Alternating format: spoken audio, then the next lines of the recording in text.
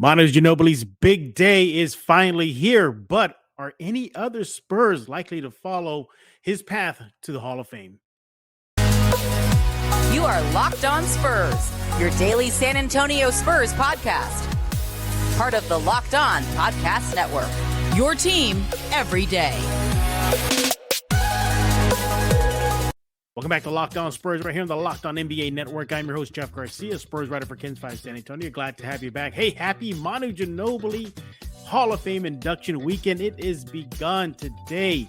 They'll be heading out to Connecticut to get the pregame festivities out of the way, so to speak, as they'll be talking about their induction and from Manu Ginobili and the rest of the class, even George Karl, former Spur.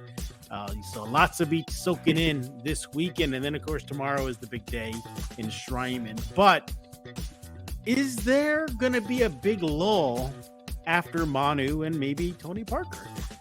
Who could possibly be the next longtime Spurs player? Let's underscore that after the last two of the big three. Also, does Patty Mills have a case to make it to the Hall of Fame one day? And then finally, our guest is going to share his thoughts, give Manu Ginobili his flowers and some of the best moments that number 20 gave us. And who is that guest? He is back, people. Finally, it's been a while. James Pledger with San Antonio Sports Star.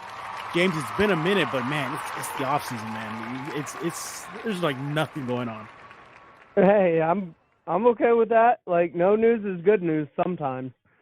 How you been, man? I've been good. You? Doing all right. You know, just getting ready for this weekend. You know, Manu's big day. You got to soak it in because this might be one of two of the last times for quite a while. But sure, I'm trying to recover from a 5-day bender in Vegas, so I'm just trying to get my wits about me. How was Vegas? It was fun. It was a lot of fun. A friend of mine turned 40, so we were up there celebrating him, and it went well. It didn't go well like gambling, but everything else went well. Any quote unquote road wins, James? Vegas was good for my ego. There you go. See, yeah, James loves road wins. Hopefully, I hope you get one. I know what happens in Vegas stays in Vegas, but I hope you got a road win. But first of all, again, welcome back. Follow him on Twitter at @IamPledger. By the way, thanks for making Locked On Spurs your first listen each and every day, free and available wherever you get podcasts. So, James, we're gonna give Manu Ginobili his flowers later on the show. So we'll get to that, and he'll get his full segment. But you got to start thinking about this: is that the Spurs are in a rebuild right now, and what? Since when? Since for a major rebuild now after they pulled the plug on DeJounte and sent him packing. But you know, Tony Parker likely is a lock next summer. But by the way, strong class.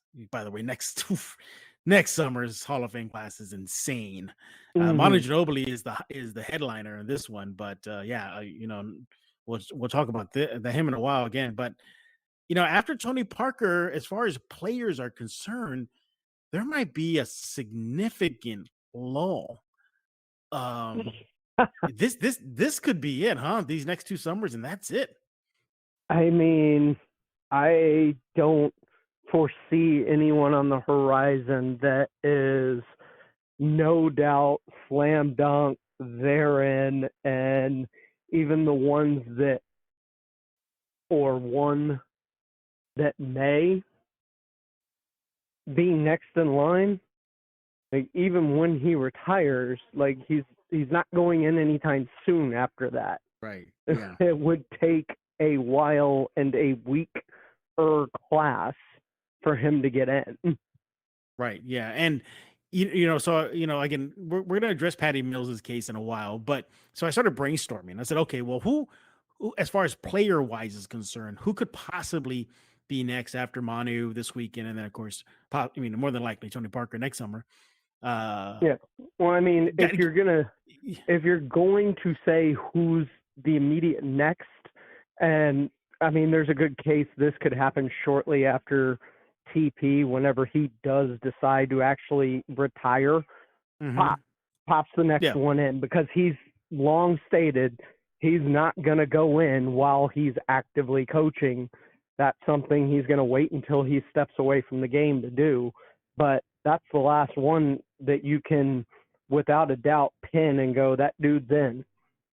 He could have been in a long time ago, right? Yeah, he could have been in as long ago as he wanted. But okay, but as far as players are concerned, also, by the way, I throw in as far as coaches, Becky. I think Becky will probably make it as well, because she was technically a long-time Spur, after getting injured with the Stars and latching on with San Antonio for a long time. But you start thinking about, like, okay, who are those other Spurs that had maybe shorter careers with San Antonio? So is LMA, do you think Lamarcus Aldridge is in? Right? Yeah, exactly. That's exactly my reaction. I'm like, oh man, but for me, the litmus test is I say yes, just because of other players that have gone it. Yeah, the big example for me is T-Mac. Never won a title. Of them, never went to the finals. There are 100 of those types of players that have gotten in. They're like, does he really deserve to be in the Hall of Fame? Right? There's a bunch of those players, but because of the precedent set by the Hall, I could see Lamarcus getting in. The next Spur that had a very short stint. Oh, actually, I take that back. I'm thinking of somebody else, but who did have a long stint with the Spurs is Robert Horry. Is he in? He is the classic case of someone who might get in. I would say the odds are below 50% if he gets in, though. Yeah. But he only gets in because, like, of the amount of titles that he's won. Everything else on the court, outside of, like, a moment within a game, is small. Like, he was never even really, with the Rockets, a second leading scorer on that team. Like, and that was when he was prime Robert Horry. Rudy Tomjanovich has been advocating for Horry to get in, right? He's been banging that nail. I understand the case, but is this the Hall of Fame or the Hall of really good? Right. And in his case, just really good moments. Right. Because while he's a good player, like, nothing outside of the amount of titles he's won is Hall of Fame worthy. And none of the titles that he won was he the driving force of. Right. I think LMA, going back to him, I think I could see him getting nominated and maybe a second ballot kind of guy. I could see that, depending on the class, how strong the class is. I think it's further down than that. Really? Wow. Okay. I mean, second ballot, that's still really imagine, because you keep talking about how stacked next year's class could possibly be. It is. What happens if Tony has to wait a year? Oh, then that's setting like another precedent. I mean, if Tony Parker has to wait another year, that bar is I get it, high. But on a stacked class, and you're only bringing in so many, and this is the problem that the NFL Hall of Fame runs into, is that there's so many people probably deserving of being in.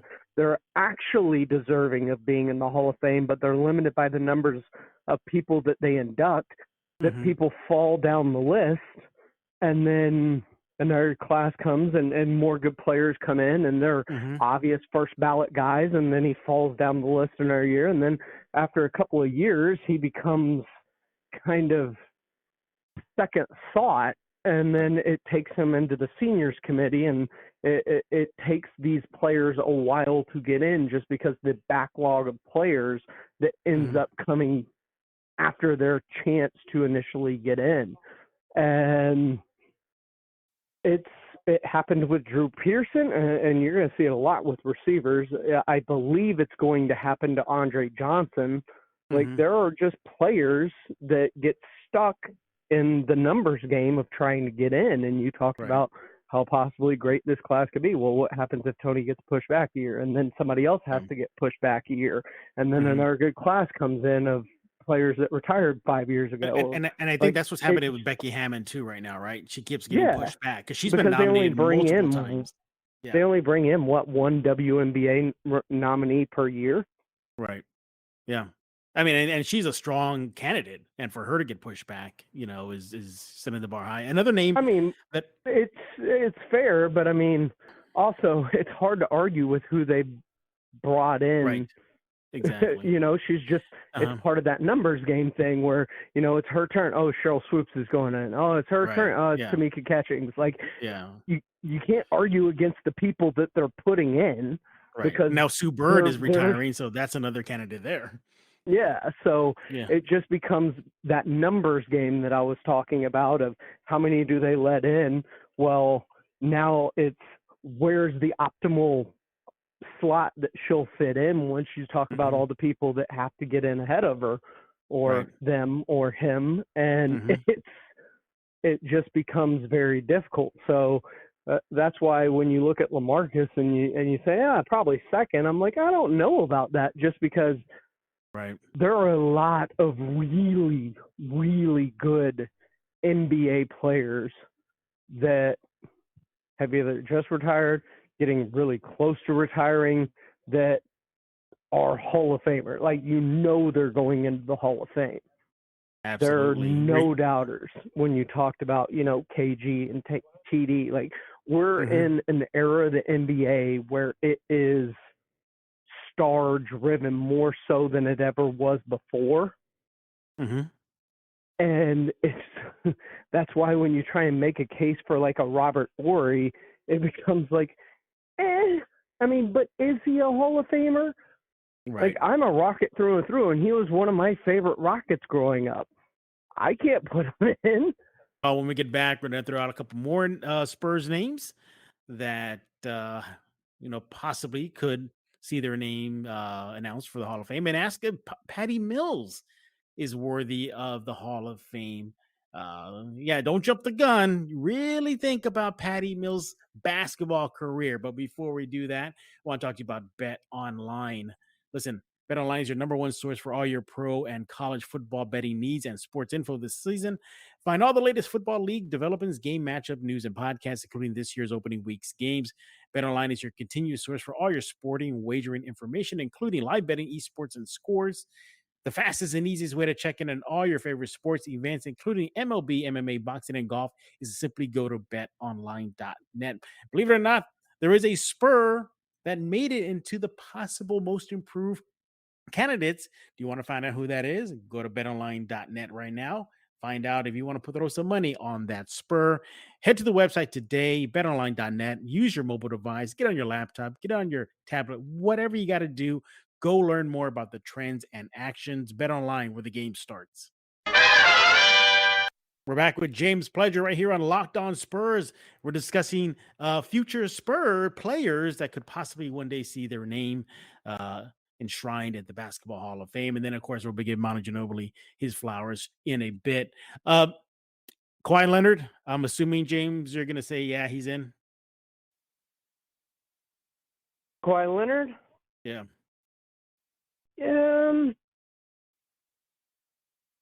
Eventually, yeah, I think so.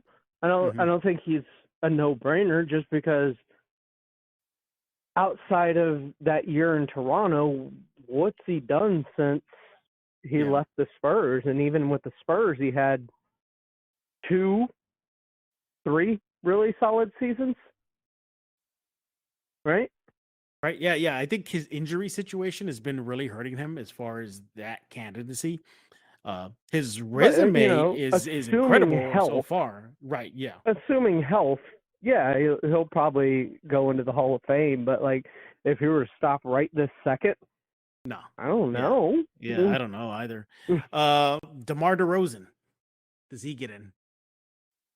Yeah, eventually. Yeah, I see it too. I He's think he's he'll like eventually get Tim in. Hardaway, who's getting in. Like Mhm. he's that kind of player, and the NBA has set its precedence with things like that. So I could see DeMar getting in. He was a great scorer Mhm. throughout his entire career in the NBA, and while no MVPs or Mhm. real playoff moments to speak of, Right. I mean, the actual points per game and stuff like that, numbers, they're Hall of Fame.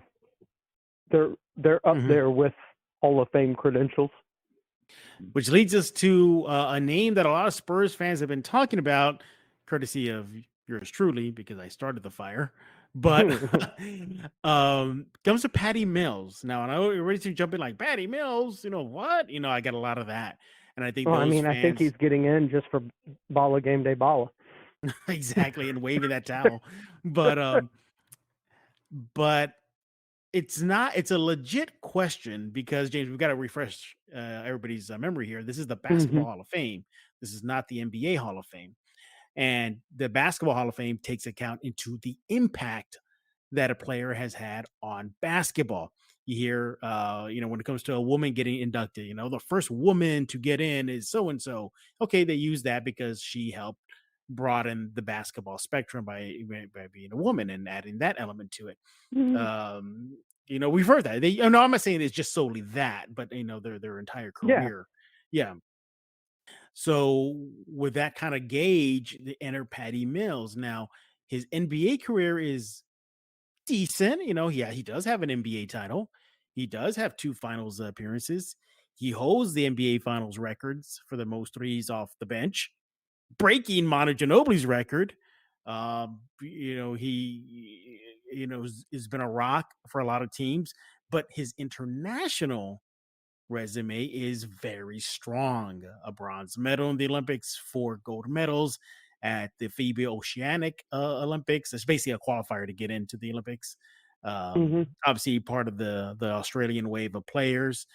Started Aboriginal basketball league in Australia, really championed the Aborigines in the NBA. And it does have some college accolades as well. If you go back and look what he did at St. Mary's, he does have that. Yeah, St. Mary's. You put that all together, James, does he have an outside shot of making it? It's really outside. Yeah. But because of his impact on the game in Australia, there's a shot for him, for sure.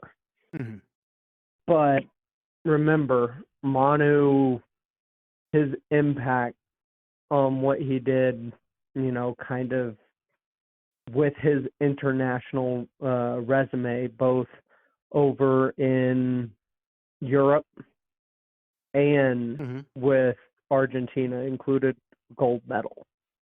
So, let me ask you this: if definitely not over. Exactly. Yeah. If he gets a medal, just a bronze, a silver, or a gold, is that all you think he might take for him to push it over the edge? He might win a title this upcoming season too, if the Nets get their act together. Sure.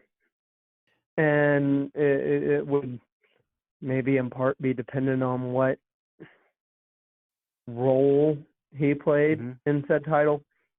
But I always go by the thought process of, if I mention like when you talk about the Hall of Fame, right?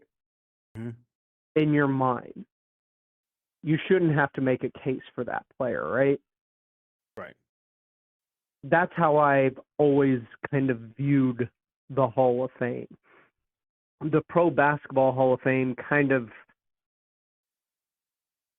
doesn't abide by those guidelines when you're talking about the smell test of things. But I say Tim Duncan, you say Hall of Famer. I say Shaquille O'Neal, you say Hall of Famer. Michael Jordan, Hall of Famer. If I say Kurt Rambis and you have to stop, pause, and think, then not a Hall of Famer, right? And that's just kind of how I've always personally viewed the Hall of Fame. But you see that stop, pause kind of thing? If you had said Tim Hardaway, I would have stopped and paused.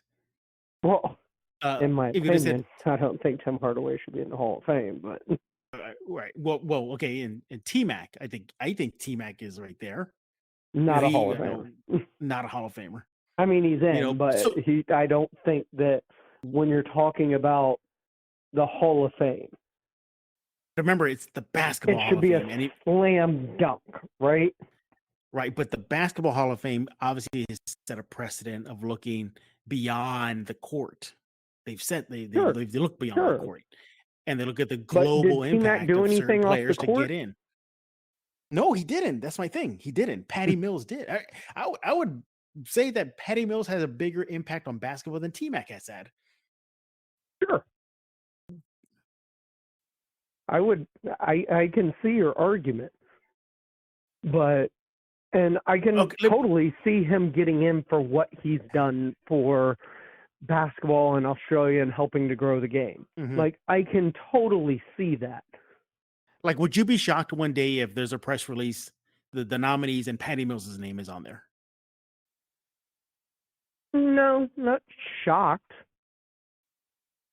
I feel like it'd be down the road, and it would be somewhere on a different ledger than, NBA player.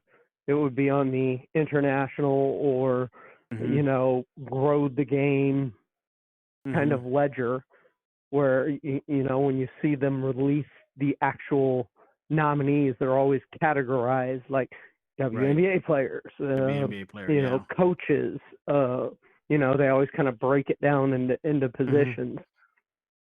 I don't imagine Patty Mills would be on the NBA side of things.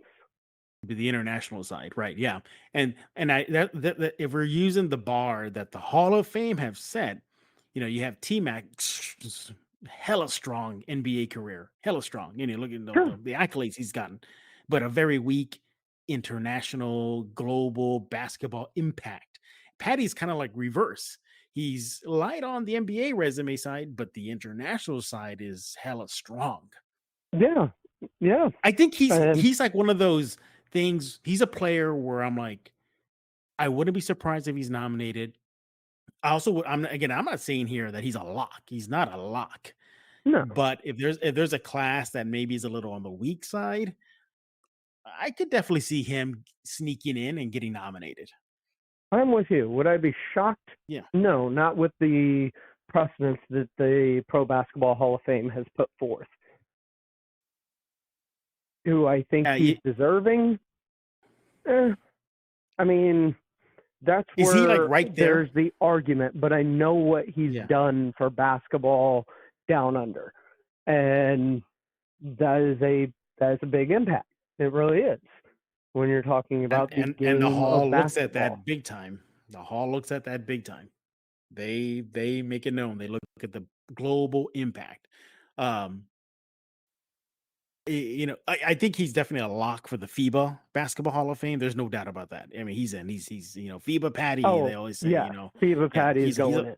Yeah, FIBA Patty is going into the FIBA Hall of Fame. But if you look at just his international resume, I mean, you could throw more on the pile. He's been a scoring champ. He was the best scorer. But there's a negative too. I mean, because he grew the game in Australia, that did give us Ben Simmons.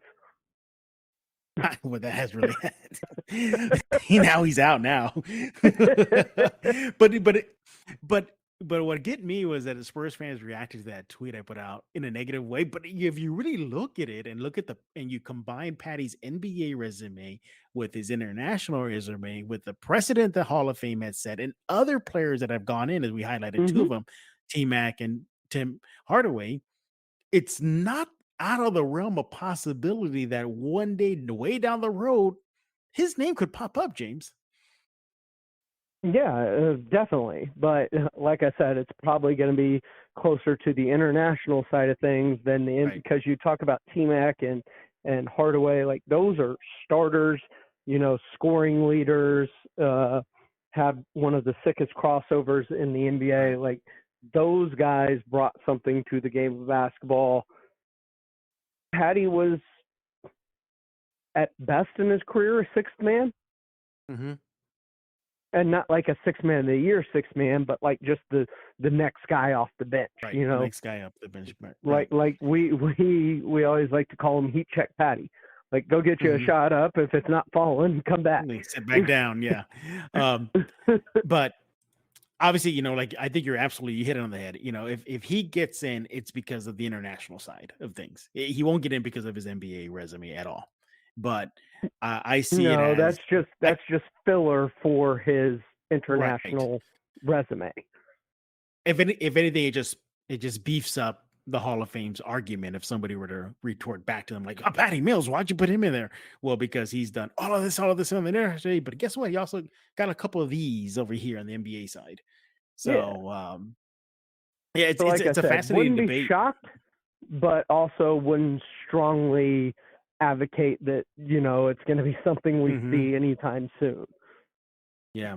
Oh, but let me tell you this much: the Australian basketball fans came out in droves on that tweet. Man, they Oh, came yeah. out in full support, and I'm you had some sure they Spurs did. fans that came out and said, "Hey, like great player, but he's not Hall of Fame worthy."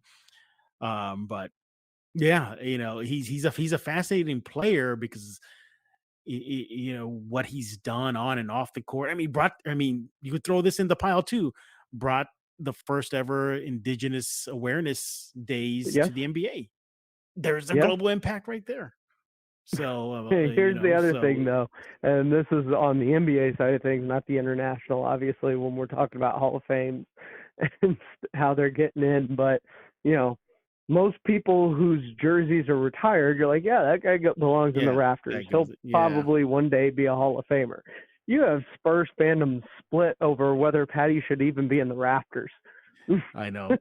I think, by the way, on that topic, I think it's going up. I can see the Spurs definitely doing it. If Bruce Bowen is up there, Patty Mills is going to get up there.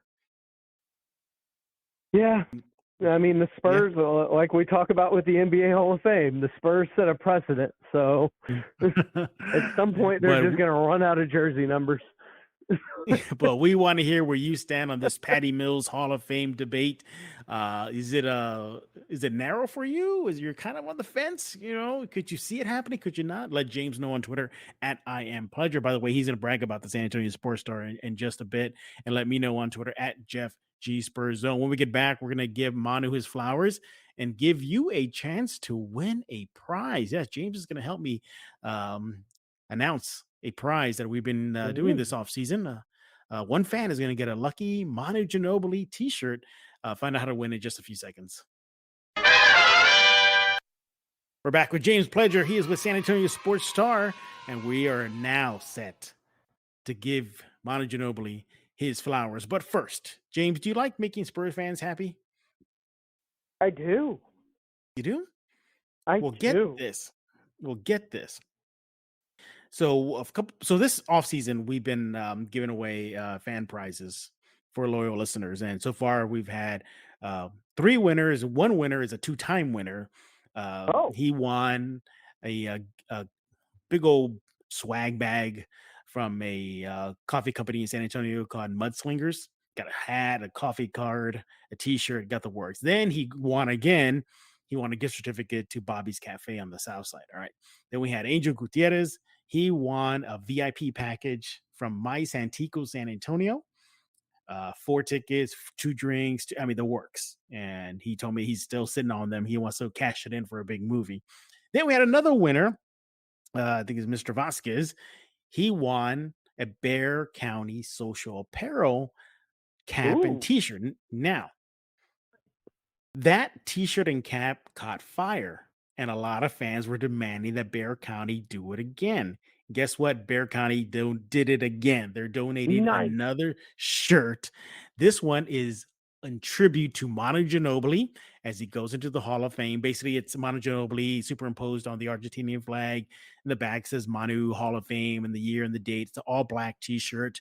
If you go to my timeline, it's there. If you go to the YouTube page for Locked On Spurs, you can see a picture of it. You might probably seen a picture of it right now on the YouTube page, YouTube slide right now. But nevertheless, fans demanded that Bear County come back, and Bear County came back once again. Thank you, Bear County Social Apparel, for donating another T-shirt right here to Locked On Spurs. So, James, let's get the rules of the contest. First of all, you got to tag me at Jeff G Spurs Zone on Twitter and Okay. James at I am Pledger. Okay. Okay. Then in that tweet, say that Jeff, They have to tag us. Do they have to be following us? No, they got to be following us for sure. Yeah, make sure you're Okay, doing that as tag us, well. follow Following us. us. Got Okay. it. Step 1 after that, or step 2 in this case, if you don't follow us. But regardless, the next step, just tweet that I, Jeff Garcia, provide the best Spurs coverage in San Antonio, and that everybody also has to go check out San Antonio Sports Star. See, 2 things. So, one recap. Make sure you're following me and James on Twitter at Jeff G Spurs Zone at I Am Pledger. Step 2, Jeff Garcia provides the best Spurs coverage in San Antonio, and everybody needs to check out San Antonio Sports Star. And then finally, give us your favorite Manu moment. What is your favorite Manu moment? Look, the t-shirt is all dedicated to Manu. So what is your favorite Manu moment? The first one to do that gets the prize. You got until Sunday, 5 p.m. Eastern, 4 p.m. Central to get it in. You do that, t-shirt is yours. Once again, we'll be nice, James. We'll recap for them. Make sure you follow us on Twitter at Jeff G Spurs Zone, at I Am Pledger. Say Jeff Garcia provides the best Spurs coverage in San Antonio, and everybody should check out San Antonio Sports Star. And then tell us your favorite Manu moment. Simple as that. And once again, thank you, Bear County Social Apparel, for donating the t-shirt once again. So, James, speaking of Manu Ginobili, it's time to give some flowers to him because tomorrow is his big night. He goes into the Hall of Fame. Tim Duncan is presenting him. James, give us your top 3 favorite Manu Ginobili moments. Okay, top 3 moments in order. This one hurts me the most. Number 3, it is his block on James Harden in the playoffs at the buzzer.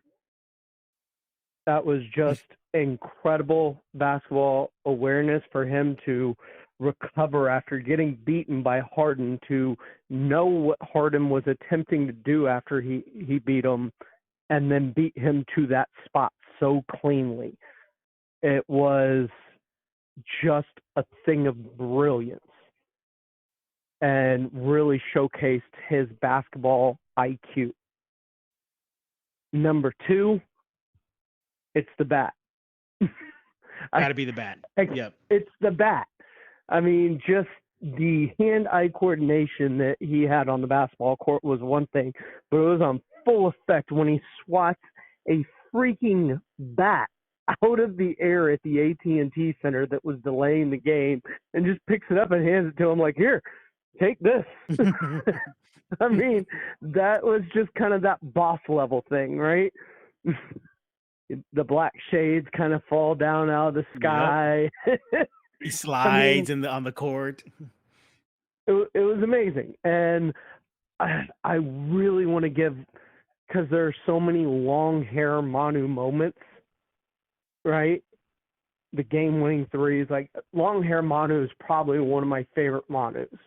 But all of my top moments trend closer to the balding or already shaved his head Manu, because my number 1 moment is his dunk over Chris Bosh in the finals. Oh my God! Y'all have a poster of that in the studio, we right? Do. We do. It's right on the door. That was just emphatic, and it symbolized that Spurs team in a way of there were just too many options on that Spurs team. I mean, they were so selfless, and Manu was the head of the snake in a lot of reasons. I know Tony Parker gets a lot of flowers, and of course Tim for being Tim. But when the game mattered, right? Who had the ball in his hands? Mm-hmm. It was Manu. It was always Manu, whether it was to make the decision to pass, to do the Euro step down the lane that got him in position to create that dunk, or to figure out a step back. Like, Manu was entrusted in the crunch time to make the right decision for that entire team. And I think that speaks so highly, because you have Tony Parker, you have a floor general on that team, right? Mm-hmm. But when it mattered most, who was the guy that was entrusted with the decision to make the right decision? It was Manu. Mm-hmm. And Yeah. that is so, when you think about where his career started in San Antonio with the, Pop being frustrated with Manu's decision making in a lot of ways and doing things that, were so flashy and had so much flair to what he did, and sometimes it worked and sometimes it didn't, and it drove Pop just crazy early in his career. Didn't Tim Duncan admit that he thought that Pop was going to trade him or get rid of Manu because he was just so out of control? Yeah.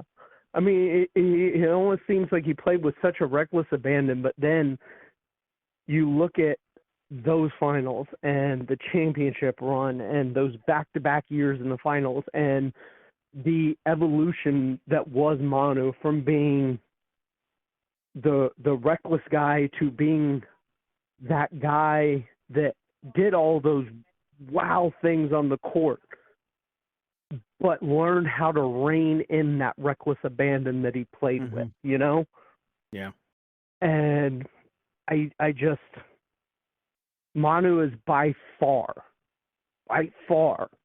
my favorite Spur of all time. Wow. There was just something about Manu Ginobili that he felt like San Antonio, right? Mm-hmm. Like everything about Manu just kind of screamed that he just identified with the heart of this city. And I've heard it a million times. Tim Duncan's the best player in Spurs history. Manu Ginobili is the favorite player of Spurs history, right? And part of that is because, one of our hosts says Manu was the heart of the Spurs. He had the heart of a lion. Mm-hmm. And I believe that's true because the team seemed to go with Manu. Mm-hmm. And he provided everything from leadership to stability to selflessness to big playability to personal accountability. Like Manu embodied everything that it meant to be a San Antonio Spur. Yeah. And that was just really, really special. And I'm not going to say I don't know. I know we'll never see another Manu Ginobili. Exactly.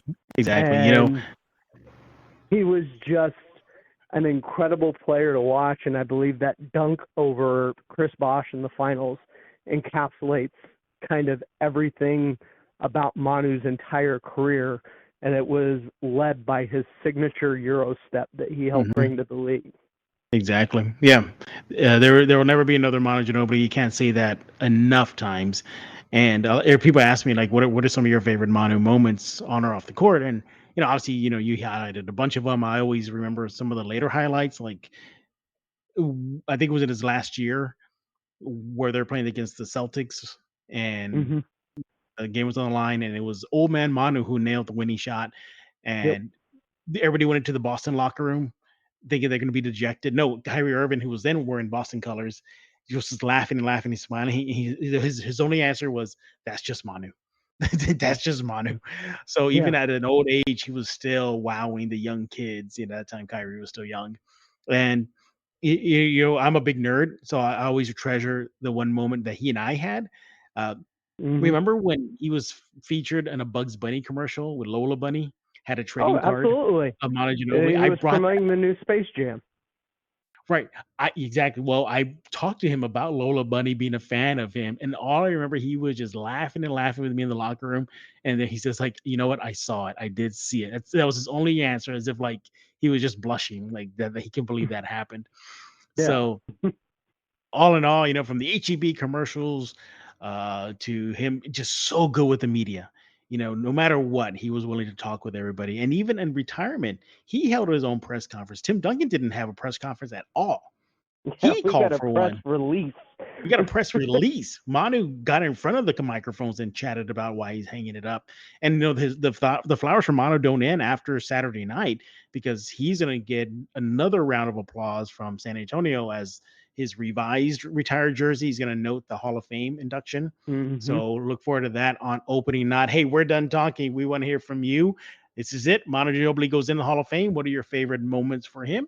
And what about other Spurs that have worn, former Spurs or maybe current Spurs that wear the colors? Do you see any of them going into the Hall of Fame? And where do you stand on Patty Mills? You think he gets in by the skin of his teeth, or no way in you know what he's getting in? James, brag about the Star. Tell us what's going on over there. The Star's got you covered. Everything from your silver and black to the NFL to college football, which the college and NFL seasons are kicking off in earnest right now, and we've got you covered top to bottom, left to right, from Monday through Sunday. It all starts with R&R in the morning with Rudy J, Rob Thompson, and myself as we get you started from 7 to 10 Central Time. Then, of course, we go with Mike Jimenez from noon to 2. I know he's another frequent on Locked On Spurs. Always a great time with Mike. Love working with him.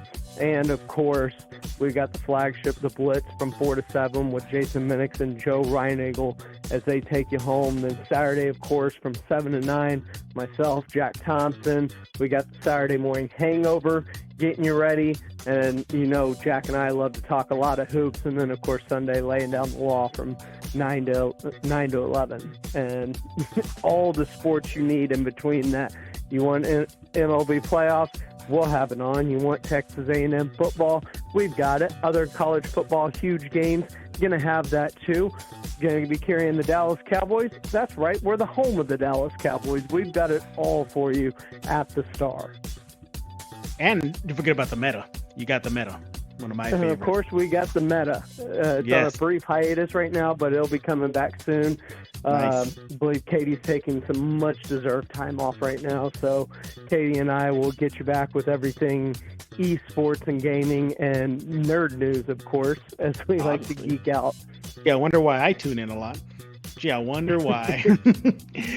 Subscribe to Locked On Spurs wherever you get your favorite podcast, Google Play, Stitcher, iTunes, and make sure to subscribe to the YouTube page. And we're also on the Kens 5 Plus app. So, yeah, lots to be looking forward to. The season is right around the corner. Training camp is around the corner. Just a few more weeks to get through this tough off season. But for James Pledger, I am Jeff Garcia. We're going to put a lock on this episode of Locked On Spurs.